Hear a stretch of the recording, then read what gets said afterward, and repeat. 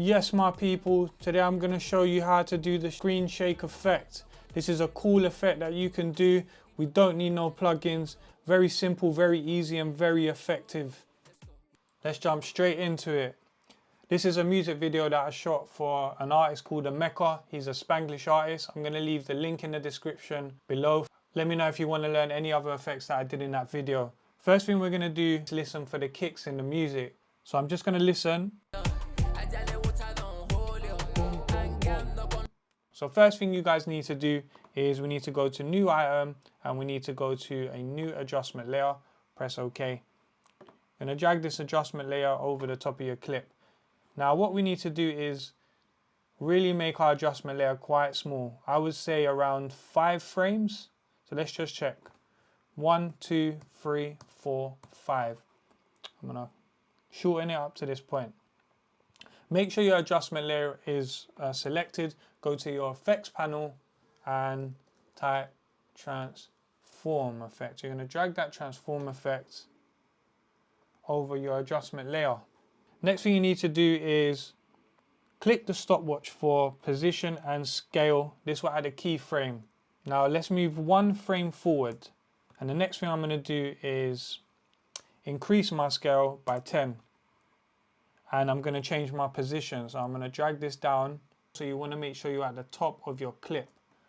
We're going to move 1 frame and then we're going to go the opposite direction. So there you go. I'm going to go another frame and I'm going to do the reverse.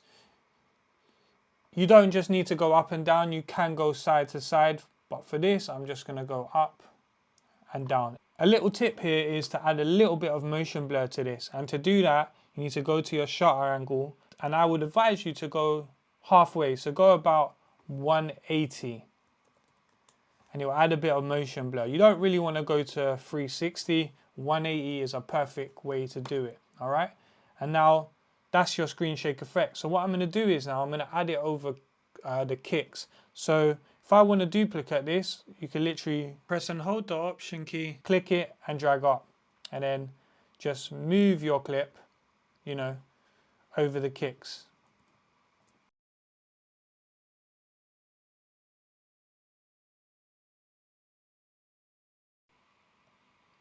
And then I can see there's 3 more kicks here. So I'm just going to do the same thing again. I'm going to drag 1, 2, 3. All right.